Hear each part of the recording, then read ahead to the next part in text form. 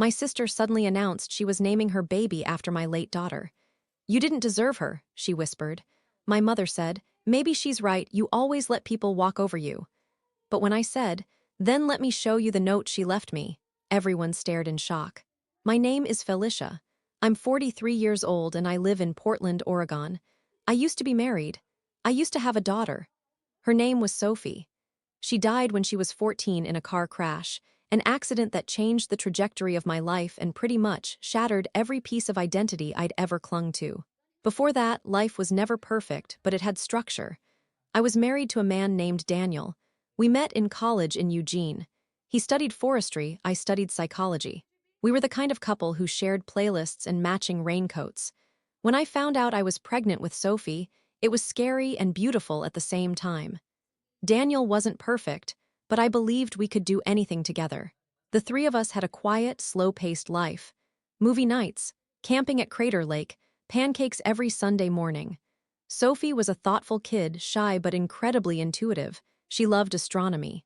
I still remember her teaching me how to find Saturn with just binoculars and a steady hand. Then, one rainy Friday evening, she begged to go to her friend Isla's house. I had a fever. I was lying on the couch wrapped in blankets. I didn't want to say yes. My instinct screamed to say no. But she was 14, almost grown, she reminded me. I said yes, on the condition that she'd call me when she got there. She never called. The next few hours are still a blur in my memory, like an old VHS tape that someone taped over too many times. She'd gotten a ride from Isla's older brother. The crash happened on I-84. The roads were slick, the truck driver couldn't brake in time. Everyone said it was no one's fault, but try telling that to a mother. Daniel blamed me, not outright at first, but in the way he stopped looking at me. In the way his voice changed when he said my name. We went to therapy. It didn't help. He eventually packed up and moved to Bend to find peace or some nonsense. I never heard from him again after the divorce finalized. My family didn't rally around me the way I had expected. Or maybe I shouldn't have expected anything. My mother, Lorraine, always had a way of brushing things aside with a cup of tea and a quick change of subject. She told me not to wallow, that I needed to keep busy, that God has his reasons. She never came with me to the cemetery. Then there's my younger sister, Tessa. We were never especially close, but she'd always harbored this quiet competition with me. Growing up, I was a straight-A student. I got into college first, married first, had a child first. Tessa often referred to me as the favorite, usually with a sarcastic smile, but there was always a bite underneath. After Sophie's death, the family dynamics shifted. I pulled away from everyone. Tessa got married a couple of years later to a guy named Blake. They bought a cute house in the Pearl District. She started hosting family dinners. She stepped into the spotlight I'd once occupied, and she loved it.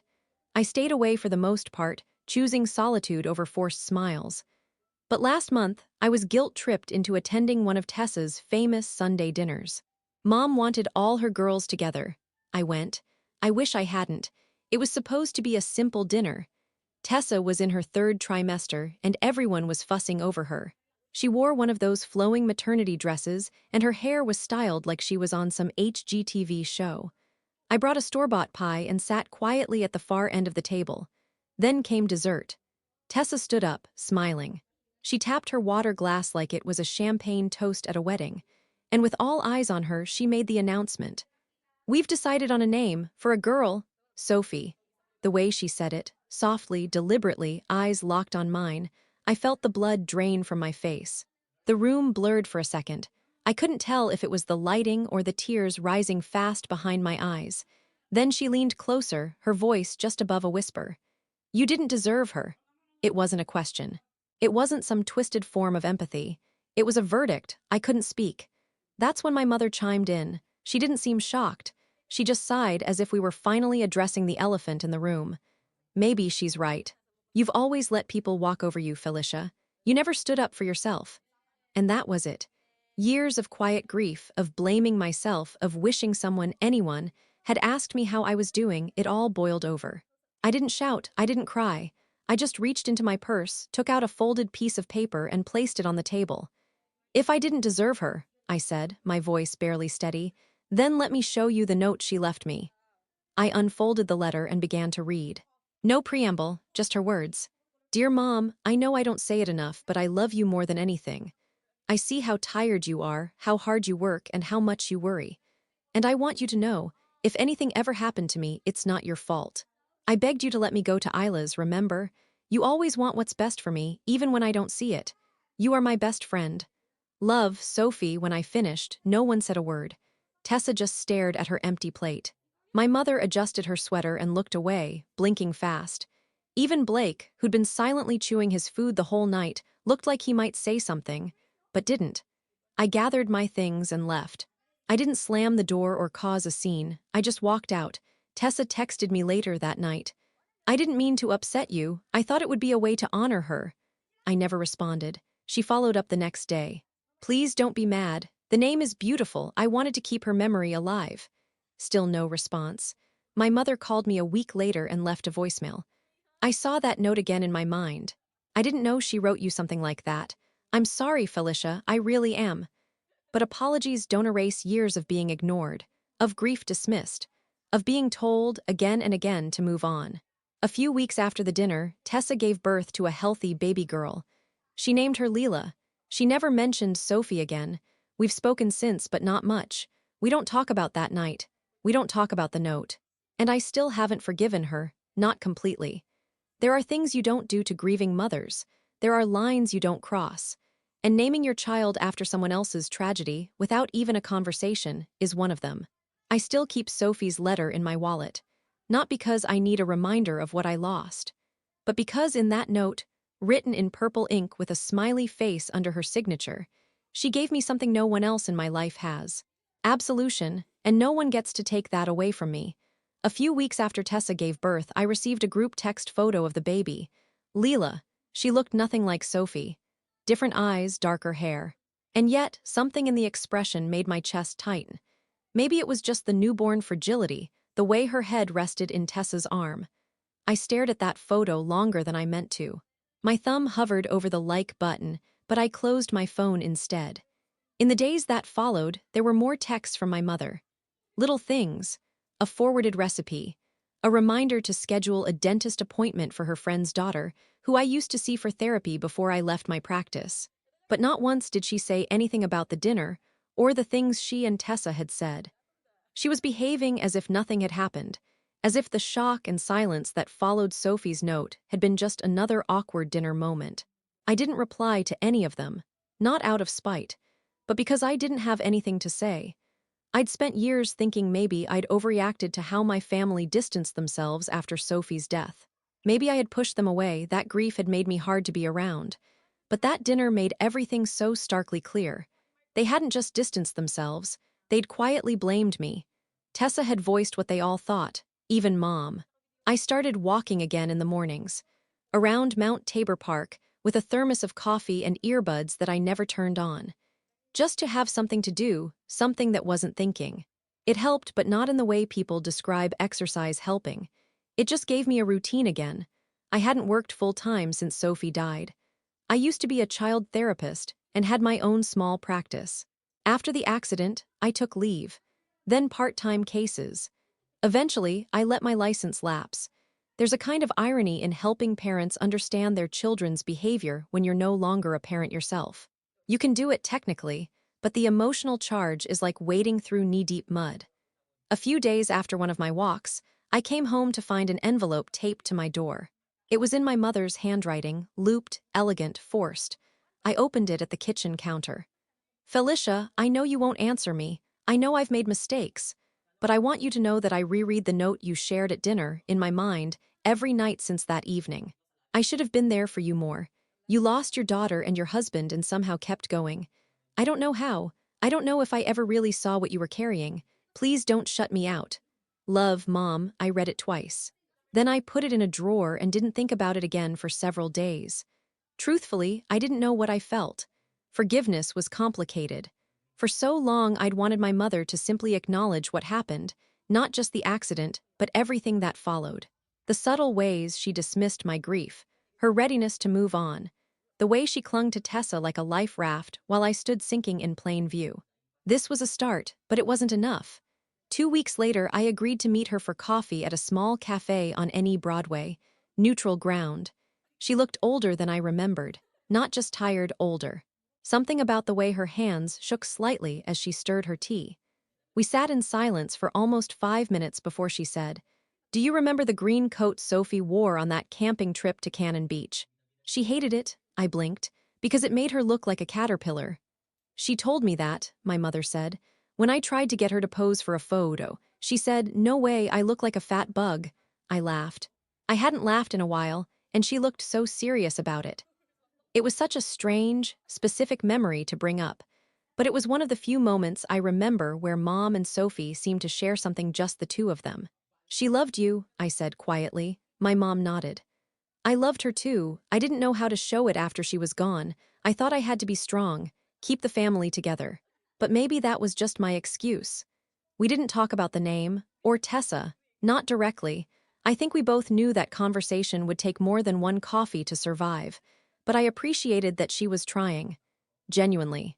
For the first time in years, it felt like my mother was sitting across from me, not some shadow version of her who only wanted to fix things with platitudes. Tessa didn't reach out again, not directly, but I got the occasional forwarded meme or baby picture. Photos of Leela wrapped in pastel blankets, yawning into the camera.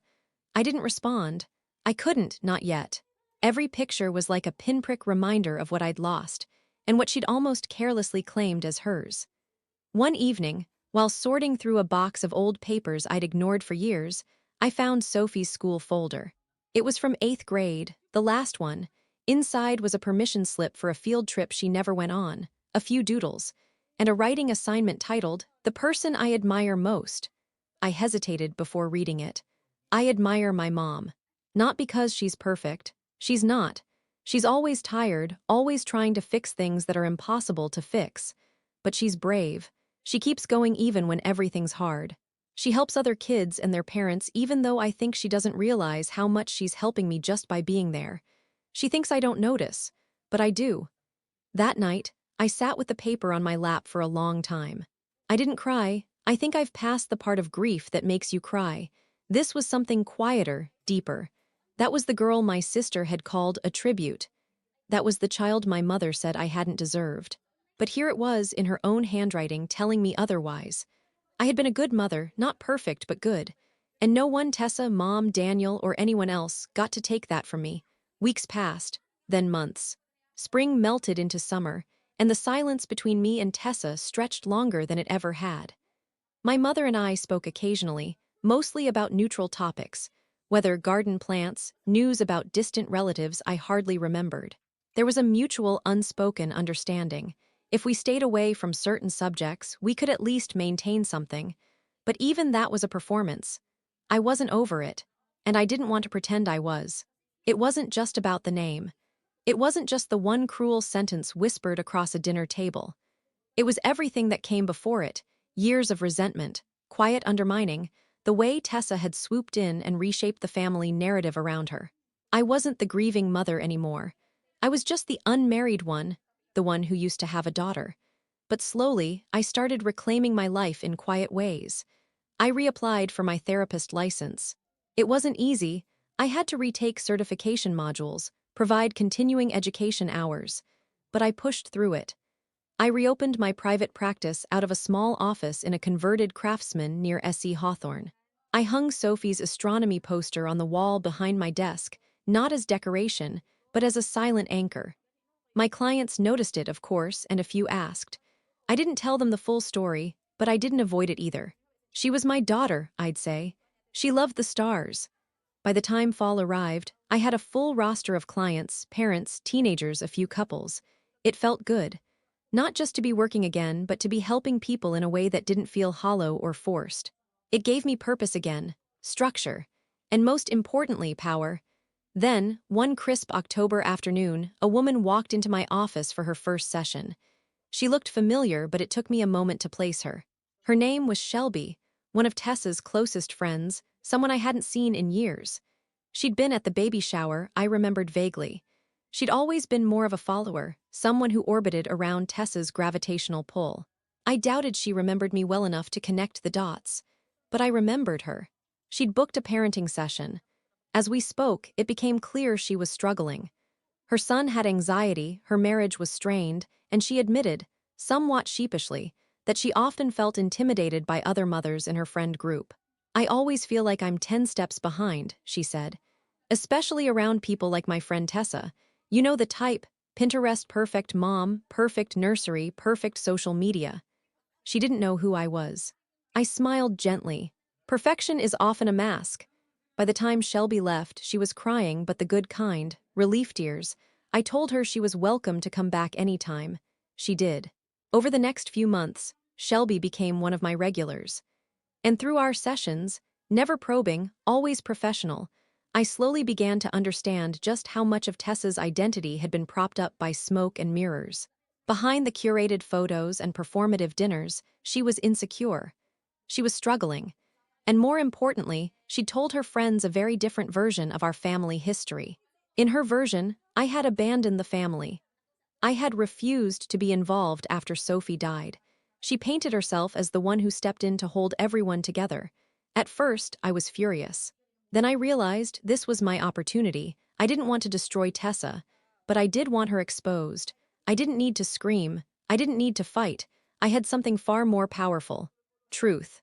Over time, as more of her inner circle, mothers, mutual friends, even acquaintances, became my clients, a small town like Portland has invisible threads everywhere, they heard my story piece by piece.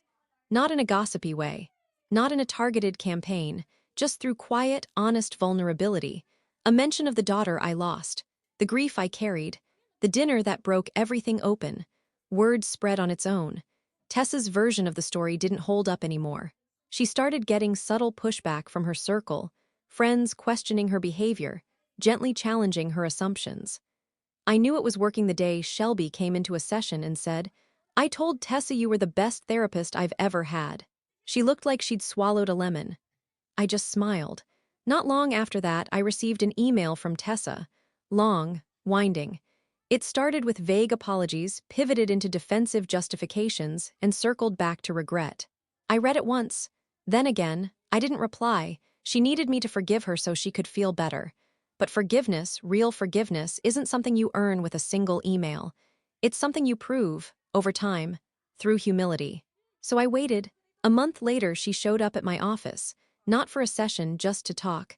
She stood in the doorway, holding Leela in one arm and a box in the other. "I won't take much of your time," she said quietly. "I just wanted to give you this." She set the box down on the front desk and left without waiting for a response. Inside were two things: a framed photo of Sophie I'd forgotten even existed, one from a picnic we had at Sauvie Island, laughing, eyes closed. And beneath it, a new photo of Leela, wearing a onesie with little stars, a note clipped to the frame. I don't know what I thought I was doing when I said what I said. Maybe I wanted to feel bigger than I was. But I know now. You were her mother, you were everything she needed. I'll never use her name for anyone else again. I promise. It wasn't an erasure of what happened, but it was something. It was enough. I put the frame on a shelf in my office, not for anyone else, but for me. A reminder that silence doesn't mean weakness. That patience can be its own kind of justice. And that sometimes, the most satisfying revenge is not letting someone break you, then watching as the truth reveals itself, slow and undeniable.